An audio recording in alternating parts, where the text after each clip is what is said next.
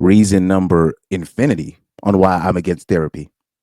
Now, there's been a lot of female therapists coming forward and exposing the game, and they might think that they're just exposing just the one side of female nature, but really they're kind of exposing therapy in general and why there's such a big push, particularly from women, to push men into therapy and all this stuff. There's a reason behind that.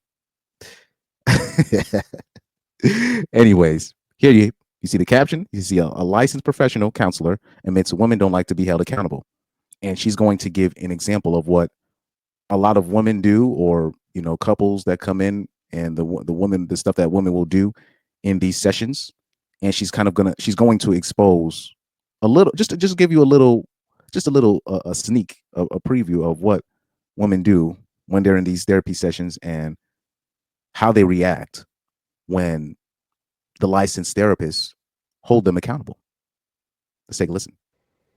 So I was talking to a male friend of mine the other day, and he told me that women don't apologize and women can't be held accountable.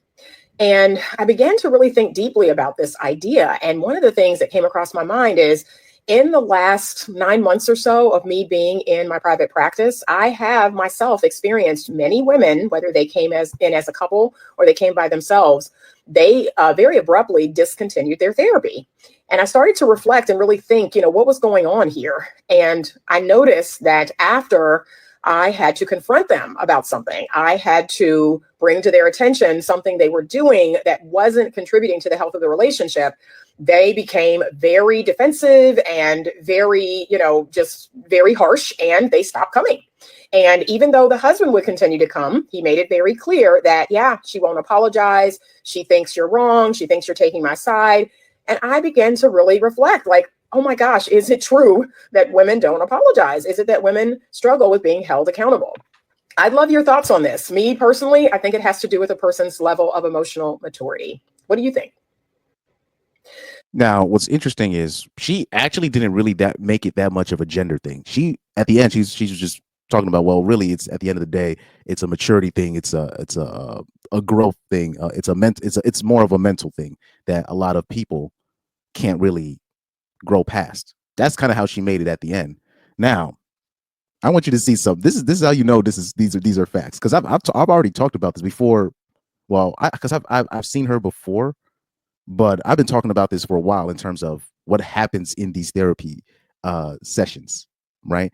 And like I say, I have some anecdotal experience. I honestly, I don't want to put too much out there. But anyways, this is how you know that she's right. So the top comment in this is from a woman, and this is what she says. She says, "Girl, take accountability for them eyebrows." This is how. And then she's talking about, and then she tried to make it, I get so tired of women, men, boys, girls, dogs, and cats saying what it does and doesn't do. Next subject. No, you see, this is how you know she's telling the truth. she just want to go next subject. First of all, just by her making this comment, she proved the therapist's point. She admits women don't like to be held accountable, and here you're going to see in this comment section woman refusing to take accountability or to at least acknowledge the fact that this stuff happens. I want you to see some of these comments before I get back into the analysis of this. They said, so here you have another woman. I love accountability, discernment, and being self-aware. You have another woman here that says, I really take this personal as a woman who has no issue with apologizing, owning my mess. This is not all women, say some or most. Well, this is why you can't talk about this stuff with women, because you'll say women, and the first thing they say, not all women, but it's already implied.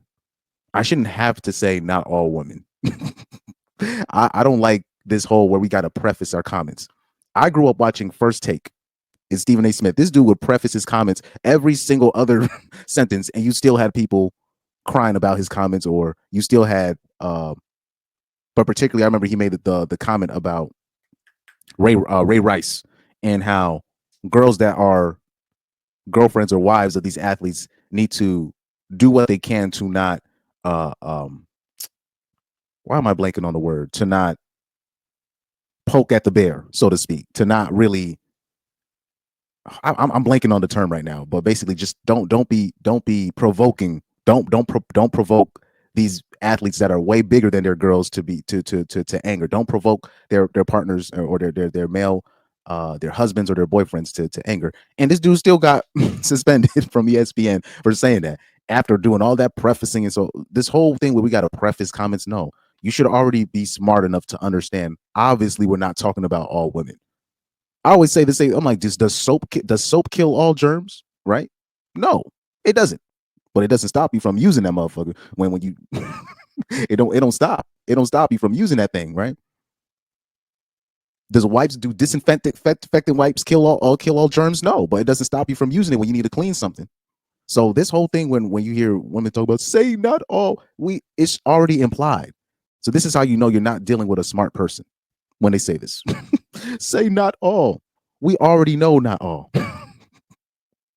Because because the thing is when they're talking about men doing certain things, I don't be seeing women in the comment section talking about say not all men. They don't do that. When their girlfriends and their homegirls is giving them advice on what to do, how to protect yourself and what to do on the streets when you're out late at night, I don't be seeing women talking about not all men. I don't be seeing that. So you need to be smart. You got to get out your feelings. you got to get out your feelings with this. So I said, as a licensed mental health therapist, the majority of the women in my practice take accountability. Oh, this is a man speaking. He said the way you present their behavior impacts how they self-reflect, the ability to create a trusting relationship with clients, give them the opportunity to recognize there is no gain in defensiveness. Now, here, this is a male man trying to be a simp. And what he doesn't understand, first of all, you're in a field where it's mostly females. So there's not even a whole lot of male therapists in that field. It's like 70, isn't it like 75% female? And it's like 70% like Caucasian females or something crazy like that. So it's a 70 to 75% female dominated field. So you're a male therapist, so you're coming in with a different energy. You might have came in most situations probably more masculine than the guys that the couples brought in. So whatever you say, they're probably going to take it to whatever. So that's, if a male therapist, first of all, as a male therapist, he needs to understand that's not most situations, because he's not like most therapists. So this is a very disingenuous comment in him trying to deflect, try not to make all women look bad, but he doesn't need to do that. But anyways, so somebody said on this episode of No Ish, he said, LMAO, the woman in the comments proving her point. Exactly. You know what I mean? But we already know, but we like I said, men already know this in terms of just women don't like to be held accountable. Women don't apologize if they do something wrong. And what happens is, like, say in a relationship, if a woman does something wrong, most times she's not going to apologize. What she's going to do is give the guy sex, or, give him a BJ. You know what I mean? And most guys, they just end up, I'm not going to say falling for it, but they just succumb to it. You know what I mean? Because they're like, oh, well, at least she's giving me some punani. So I'll accept that as an apology. And so women for many, since the beginning of time, have been able to get away and they've been able to just move forward in life without being held accountable. So it's not like a woman being held accountable.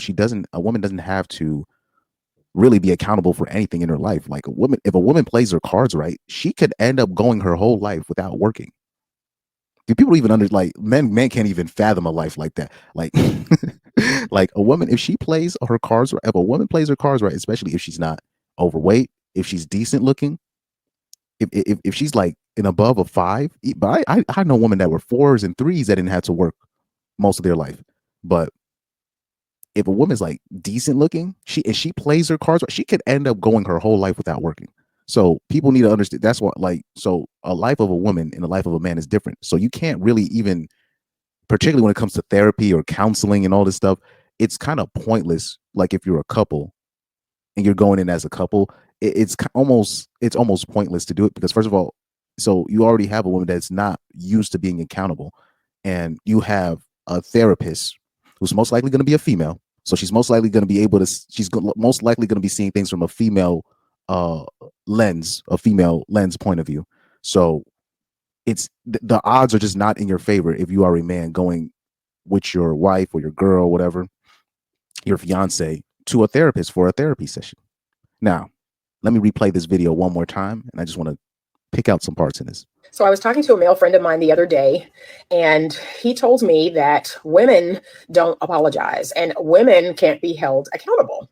But that's just something, that's just something men just understood. We didn't need a therapist to tell us this. We just needed just our life experience. Just all we needed was our life experiences. And I began to really think deeply about this idea. And one of the things that came across my mind is, in the last 9 months or so of me being in my private practice, I have myself experienced many women, whether they came as. Now, she already said, this is the thing. What's that comment? Where's that stupid comment right here? So remember this comment right here? She was talking about, this is not all women, say some or say most. She even say some, or she said many. Now, many doesn't even mean most. Many just means a lot. And a lot doesn't mean most. She didn't even say most. She said many. When you talk like this is when you talk about women have very selective hearing. She was triggered. And clearly when she was talking about women not taking accountability, clearly she was describing her. You know what I'm saying? So hey man, people just snitch on themselves, because I forgot about, she didn't even say women in general. She just said many women. She said many. And as a couple, or they came by themselves, they very abruptly discontinued their therapy. So this is also a thing that happens when we talk about women going therapy shopping.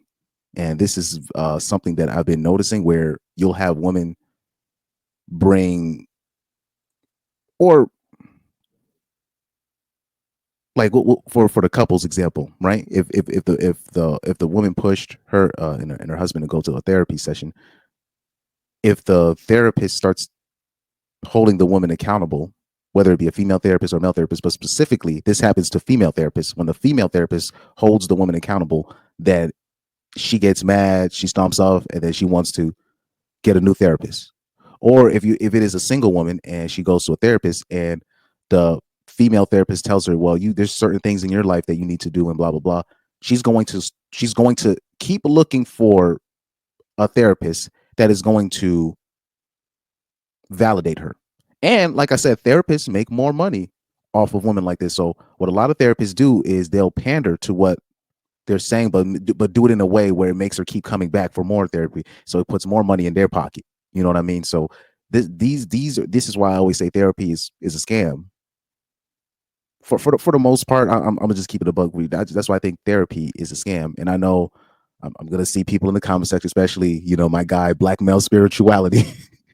you know what I'm saying. But I'm just saying for the most part, particularly when you're talking about a female dominated field like this, I don't have a trust for that. I just don't have a trust for that field and the people in that field, especially because I've seen these people. I've seen these people in college, who they are. I've been in the psych department and I've seen how these people act. These people are crazy. And I started to reflect and really think, what was going on here? And I noticed that after I had to confront them about something, I had to bring to their attention something they were doing that wasn't contributing to the health of the relationship, they became very defensive and very, And many therapists, so clearly this is probably her, she's probably not, this is probably her first couple years of doing therapy. So now what the savvy therapist, the savvy scam artist therapist, what they do is they already know all of this. So what they do is they kind of pander, you know what I mean? Or even if they know she's the problem, they're going to make it where it's like even, where both of them are getting equal, both of them are getting equal blame. You know what I'm saying? Even if she's like clearly the problem, you know what I'm saying? So what she's going to end up realizing is that you're probably not going to make money. You're not going to make much money in therapy if you're holding women accountable. That's just, it's almost like family court. Family court, they make more money where they basically let the woman just run roughshod. That's why when you see a woman that doesn't have custody of her kids, it's a massive red flag. Meaning, if she lost, I'm talking about she lost custody of her kids, not gave up custody, lost custody, where the judge is like, nah, you cannot have these kids. That means that woman is a complete hazard in life. Just very harsh, and they stop. And I'll say this: if you have a female therapist that is holding that woman accountable, or if you come across a woman that has been therapy shopping and you find that out, and she's always talking about, oh man, these these therapists are they're always saying they don't like none of their female therapists. That means that woman is a massive red flag, because like I said, therapists don't make money from holding women accountable. So if they did have a woman holding her accountable, that means she's out of pocket, meaning like way out of pocket. Stop coming. And even though the husband would continue to come, he made it very clear that, yeah, she won't apologize. She thinks you're wrong. She thinks you're taking my side. And I began to really reflect, like, oh my gosh, is it true that women don't apologize? Is it that? But yeah, obviously, but that, for in general, yeah, women just don't, they don't do that. And like I said, most of the time women don't have to be accountable in life for them to be successful. You know what I mean? So that's the thing that men need to understand as well. So they can't be shocked if like a woman is not being honorable, so to speak. But let me know what you think in the comment section. Do you think therapy is a scam? I do. And please don't rip me for that opinion in the comments section. People should already know where I'm coming from. I have a very low tolerance for scam artists.